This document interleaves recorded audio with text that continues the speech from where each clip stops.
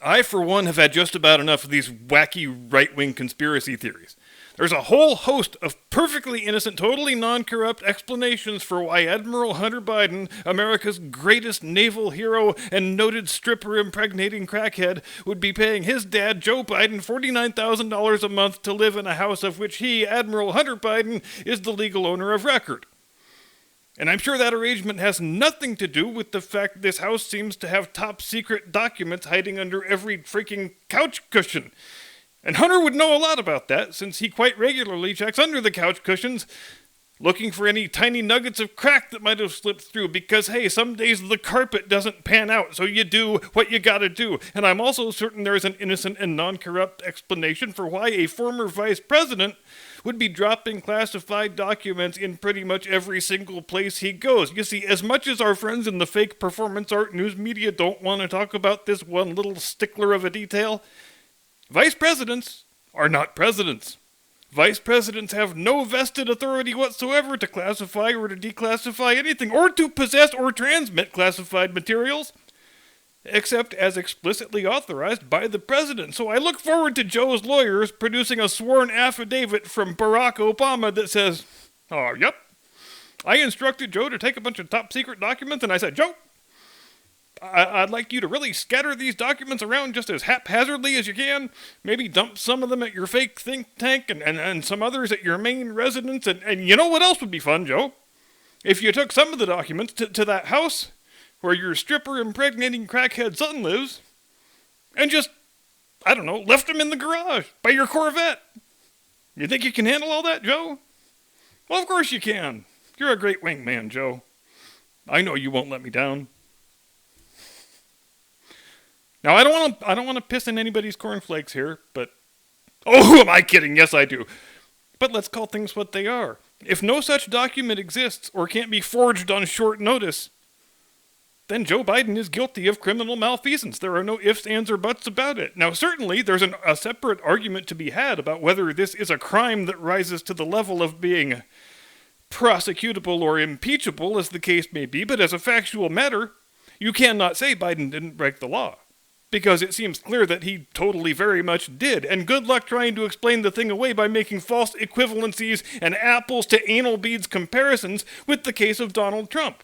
Again, presidents can declassify any document they want in any manner they like. You can declare it declassified, you can announce what's in it, or you can declassify it simply by showing it to somebody who doesn't have a clearance to view it. Vice presidents?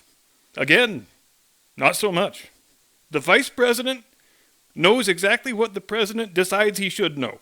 No more and no less. For Christ's sake, Harry Truman had no idea the atom bomb existed until he became the man who had to decide whether to drop it on Japan. So you really think Barack Obama is going to trust a guy like Joe Biden with boxes and reams of sensified, classified national security documents? Because I don't either. And sure, you might take exception to me saying there are boxes and reams of this stuff, since I guess there's only, a couple dozen specific documents that we know about right now, but come on, man.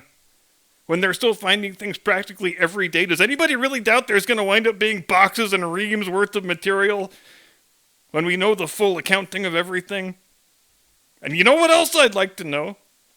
I'd like to know what Joe Biden's fake think tank actually pretends to do. You know, the Penn Biden Center for Stolen Documents and Giant Bags of Chinese Cash. I say pretends because you were not born yesterday, because you're not gullible enough to believe any Ivy League university would, with a straight face and total sincerity, attach its own name brand to an enterprise whose stated purpose is to celebrate the political and intellectual achievements of Joe Biden. To spread Joe Biden's wisdom throughout the four corners of the world, despite the fact that he's been wrong about literally every question in world politics for the last 50 years. And you know, maybe this would be a good idea or a good time for the Penn Biden Center to educate the world about all of the legitimate work in which it engages as it attempts to spread the wisdom of Joe Biden to an ignorant and benighted world. If the Penn Biden Center is not just a barely veiled money laundering scheme, well, now they've got a great chance to set the record straight, don't they? And so does Joe Biden. Prove to us you're not a crook, Joe. That's all we're saying. As a great man once said, the American people have got to know whether their president is a crook. And here's another thing that bears asking. How much of this shit are we going to tolerate from our universities? Exactly all the lavish multi-billion-dollar public endowments these places get? And not only have they transformed themselves into woke indoctrination factories that confer no education of which to speak, but they've branched out into using their brands and their campuses and their resources to help sleazy, crooked ex-politicians collect bags of cash from their country's enemies. Maybe one of those universities needs to be made an example of. Maybe Penn needs to lose its endowment entirely if it's determined that the Penn Biden Center is actually the criminal enterprise that it appears to be. Maybe somebody's ass needs to go to prison. I mean, if you can go to prison for farting on Nancy Pelosi's desk, shouldn't you be able to go to prison for taking massive bribes from your country's hostile foreign enemies? Or am I just talking crazy again?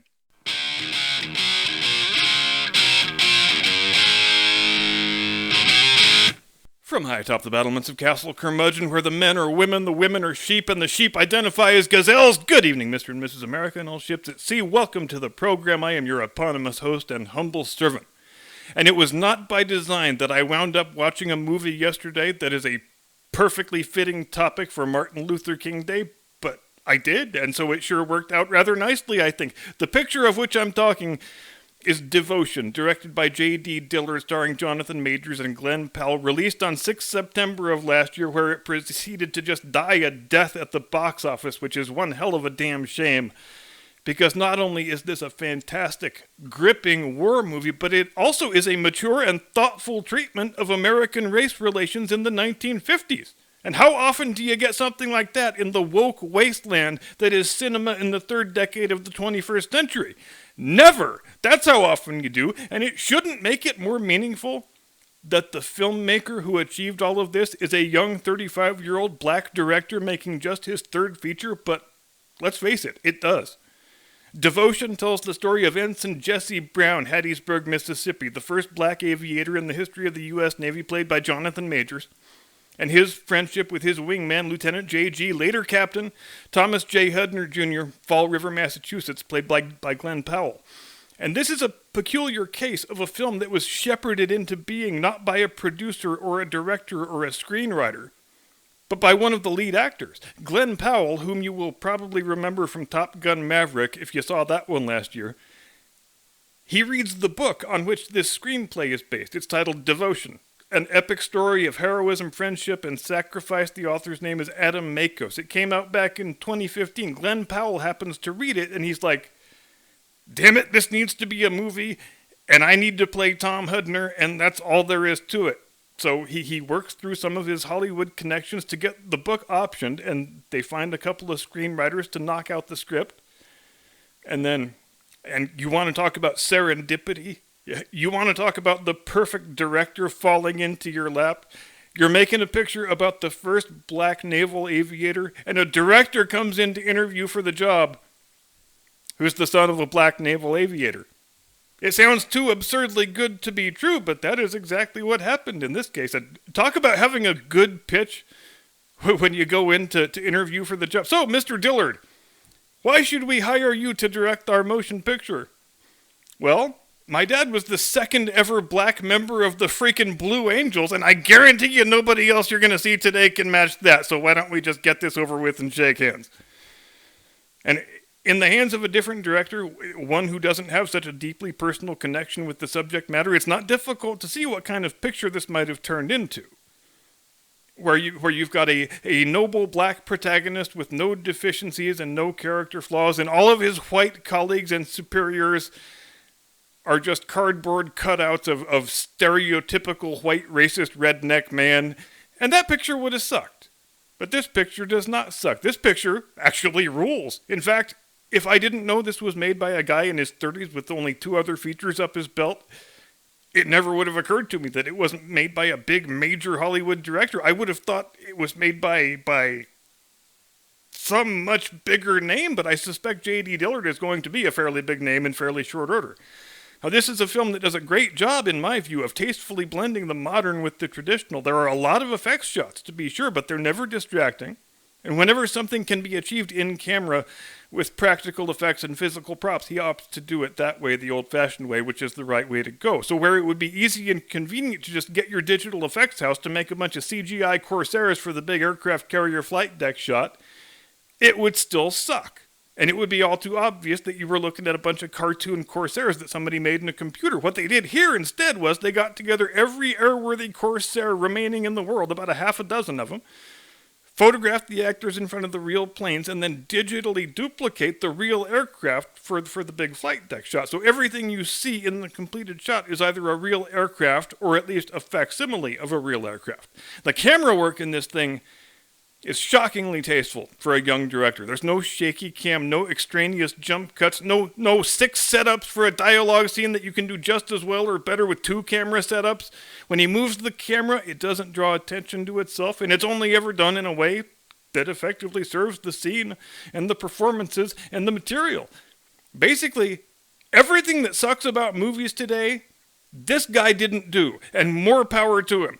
The photography of the aerial combat scenes is so good, it's almost transcendent at times. This might be the best looking war movie I think I've ever seen. And the music also deserves extremely high praise. It is orchestral, traditional, subtle at times, powerful and bombastic at other times, but nothing's ever out of place, nothing's ever distracting. And great attention to detail from the sound guy as well. You've got accurate engine sounds, accurate landing gear sounds. If you're an airplane geek and you're looking for stuff to complain about, this movie is not going to give you very much. And as much of an achievement as this thing is from the technical filmmaking point of view, its biggest asset is the script. And the thing the script does best is to more or less accurately relate the experiences that Jesse Brown had in the Navy. And maybe that's what makes this story problematic in the age of industrialized race hustling. Maybe that's why a film from a black director about the first ever black naval aviator was largely ignored by the same people who are always telling you as a viewer that you should celebrate black voices. Because here's the thing. Jesse Brown was never mistreated on the basis of his race, either by his fellow pilots or by his superiors. His narrative is not the standard narrative of a black man overcoming abuse and prejudice to show his true worth. Because Jesse Brown's colleagues, they had his back. They were his friends. He was their friend. They mutually liked and respected one another. In fact, when he was in pilot training, he said he received more snide remarks and dirty looks from the black enlisted men than he ever did from the white pilots and officers, presumably because they were jealous that he was getting a chance to be an officer and they weren't, but who knows? But if there is any fraternity of men where there is no room for race prejudice, it's fighter pilots. And even more so when you're talking about carrier pilots. If you can stick that Corsair on that deck and hit that number 3 wire each time, if you're a good wingman who has always got the other dude's back, nobody is going to give the slightest inkling of a shit about what damn color you are. Now, there is racist abuse in this movie, but none of it is spoken by the white characters. It's actually spoken by the black characters, including Jesse Brown himself screaming racial epithets at himself in the mirror when he's about to go out and do his first carrier landing. And this is a great way of handling the subject, I think. It alludes to the fact that he has been told these things by somebody somewhere at some point in time, but without putting the words into the mouths of any white characters and reducing the whole thing to a sort of cartoonish farce, as so often happens. And I guess I should issue a spoiler warning right here if you aren't familiar with the story and don't want to know how the movie ends, so consider yourselves spoiler warned. Jesse Brown flew his last mission operating from the USS Leyte with Tom Hudner on his wing for December 1950 during the Battle of Chosin Reservoir. They were only taking sporadic small arms fire from the enemy on the ground that day, but some Chinaman got off a lucky shot and managed to hit Jesse Brown's Corsair in the starboard fuel line. He's dumping gas like a son of a bitch, can't get back to the carrier, can't even get back to friendly territory. So he finds a clearing on the side of a hill and crash lands the thing as best he can. And you know what? Instead of me describing the rest of this thing in my own words, let's let Tom Hudner's Medal of Honor citation do the talking. Quote, For conspicuous gallantry and intrepidity at the risk of his life above and beyond the call of duty as a fighter pilot in Squadron 32, while attempting to rescue a squadron mate whose plane was struck by anti-aircraft fire and was trailing smoke forced down behind enemy lines. Quickly maneuvering to circle the downed pilot and protect him from enemy troops infesting the area, Lieutenant Hudner risked his life to save the injured flyer who was trapped alive in the burning wreckage. Fully aware of the extreme danger in landing on the rough, mountainous terrain, and the scant hope of escape or survival in sub-zero temperatures, he put his plane down skillfully in a deliberate wheels-up landing in the presence of enemy troops. With his bare hands, he packed the fuselage with snow to keep the flames away from the pilot and struggled to pull him free. Unsuccessful in this, he returned to his crashed aircraft and radioed other airborne planes requesting that a helicopter be dispatched with an axe and fire extinguisher. He then remained on the spot despite the continuing danger from enemy action and, with the assistance of the rescue pilot, renewed a desperate but unavailing battle against time, cold, and flames. Lieutenant Hudner's exceptionally valiant action and selfless devotion to his shipmate sustain and enhance the highest traditions of the U.S. Naval Service. End quote. And that they do. Jesse Brown was 24 years old at the time of his death, survived by his wife Daisy and their daughter Pamela, and so far as we know, he still lies buried on that North Korean hillside to this very day. In 2013, just a few years before his own death, Tom Hudner flew to North Korea, attempting to negotiate the repatriation of Jesse's remains, but he was sadly unsuccessful in that effort. Jesse Brown was posthumously awarded the Distinguished Flying Cross, the Purple Heart, and the Air Medal. 1973 saw the commissioning of the Knox-class frigate USS Jesse L. Brown FF-1089. Tom Hudner passed away on 13 November 2017 at the age of 93 and was interred in Arlington National Cemetery, 6 months after he attended the christening of the Arleigh Burke-class guided missile destroyer USS Thomas J. Hudner DDG-116. And I don't give a damn how little money it made. If this movie doesn't get some sort of Best Picture award or nomination or something, that is a crime against cinema. But maybe in the woke Hollywood era, nobody in that stinking moral and literal cesspit of a town wants to talk about love and brotherhood and devotion between black Americans and white Americans.